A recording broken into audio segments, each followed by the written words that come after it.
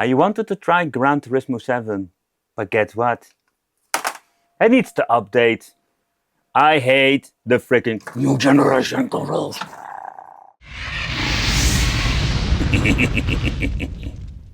Hey, welcome back to the channel. It's awesome that you're tuning in. In today's video, we are going to take a close look at the new RWA, the Hori version for the PlayStation 5. So the unfortunate part is, if you want to connect the old Hori racing wheel to your PlayStation 5, yeah, that doesn't really work. You do get the message that this is a compatible PlayStation 4 wheel, so if you're slapping a PlayStation 4 game in this PlayStation 5 system, that will boot up and highly possible that it will work. But with PlayStation 5, it is unfortunately not compatible with the older Hori racing wheel. I've been reviewing all kinds of products from Hori, if it's an arcade stick, but multiple racing wheels. And now with this newer PlayStation 5 version, I was really intrigued what did improve, and is it still the same like the previous model I've reviewed for the PlayStation 4 and even the Nintendo Switch. But this particular version can be used for the PC, PlayStation 4 and even the PlayStation 5. The PlayStation 4 but also the Nintendo Switch version was actually just going back to the basics. I mean, this thing comes including a pedal configuration, but the way how it configures, and also without all the rumble and fancy stuff that we see with new versions like Logitech and Rossmaster has. But what I actually mean with going back to the basic is with a lot of different, like say, racing wheel solutions, they all have the option for force feedback or even a rumble motor. But when it comes to, let's say, the Hori, it's just basic as it was in the 90s. But this is not always a bad situation. I think if you don't want to have all the fancy, like say, technology and just want to have a basic racing wheel, this can be something that can be quite interesting. Okay, so let's do a quick unboxing together and let's see what we're having in the inside. So in here we're having the pedals. Let's see, this is the attachment that you can really be putting out front of it. A lot of cardboard. This is the, okay, I wanted to say this is the special bracket that you're going to be putting underneath for putting it on your desk. And the same, so far you can see, like the previous model. And a lot of cardboard. And here we're having the racing wheel itself, but also what I already noticed on the picture, that they completely redesigned it. And what is nicely, they included a special piece of, let's say, manual. And this is very important because you can just actually see over here that this thing is compatible with 3 platforms, but you need to set the switch to the right position. Alright, so the configuration is slightly different when you're looking at the other model, not only the button placement and the overall design, but particularly when you're looking at the pedals, also here having some minor changes. But let's do a quick overview of the wheel itself and what I actually find of it, or actually the first impression. First of all, this is a very light-weighted device, and this is just simply to do because there are no features of force feedback or, so far I understand, of the rumble. I think particularly when you're looking at it, it's just a very basic wheel. You can see that it does have like a very nice grip if you're just going to put it on there, because on the bottom part we do have some rubber grips over there. And if you're going to be combining it with a bracket, it's going to be absolutely a very good construction for putting it on your desk. But how about the controls and everything else? So you can just see we do have like a limited rotation over here, and it does have just a spring in the inside, like the old school days. It does even utilize every single button that the normal controller also has, so this is very convenient if you want to navigate through the menu or doing some stuff in the game itself. Having the D-pad and even the L3 and the R3 are implemented over here, so everything is present. And what's kind of cool, that we also have the assign button that we have like with different wheels that we have checked out in the past. With assigning, you can do all kinds of cool configuration. At the back we do have the option for shifters, and yeah, they have micro switch with a very nice travel. You can see that you do have a little bit of a travel before it clicks, but everything is made out of plastic. And over here we're having normal and steering, and then the option for PlayStation 5, 4 and PC, and we can mess around with the LS and RS. In other words, we can switch between the left and right joystick or the D-pad when it comes to functionality. But let's do a chit chat about the pedals, because this is a little bit disappointing. And this is not the way how you do an assembly when it comes to, let's say, this part, when you look at particularly the older one, no, this is not the disappointing part. This is absolutely improvement. You just click it on and you have way more better stable situation, but it still wiggles a little bit.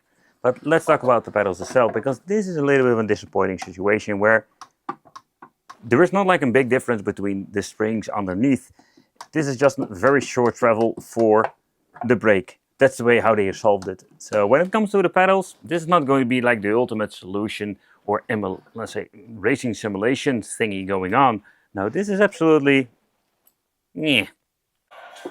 Okay, so I'm really curious how this will play out when it comes to the racing wheel. And this has simply to do, if you're looking at the way how it actually, let's say, reacts, do you have a dead zone when you're going to be plugging this thing in? We can also modify it if you want to.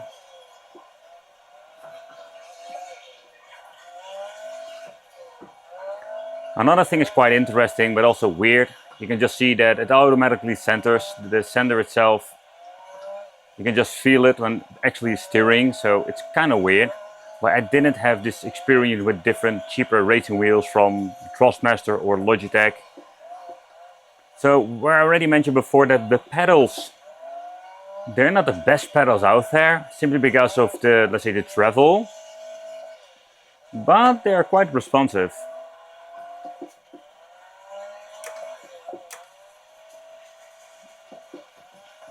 But playing this game without any force feedback, in combination with the weird dead zone, it's not an overall pleasant experience.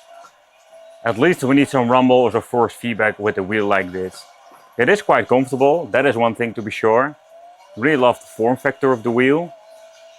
And the rubber will give you some extra grip, but let's get into some simulation when it comes to this wheel. So let's get into some Project Cars 3 or semi-simulation. Very curious how this will respond. So this responds so much different than the Dirt 5.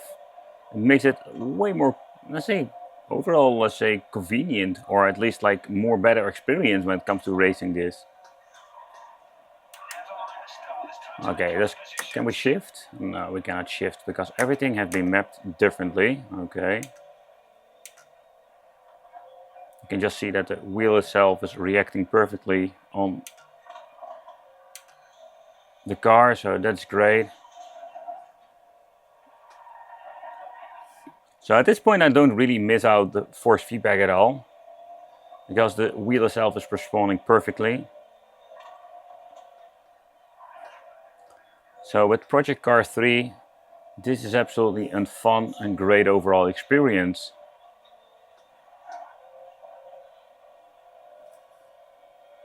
Let's catch up with them.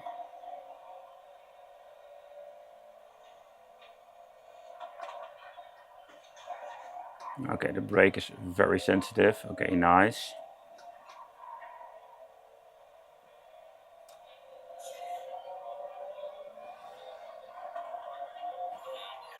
Another game I love to play is Wreckfest. This is more a combination between, in my opinion, Project Cars 3 and Dirt. So this is going to be an overall experience that can be, let's say, quite interesting. Alright. Also, this game seems to be working just fine. No dead zone. Somehow my right flipper always seems to be mapped to the different view, and this game is my rear view.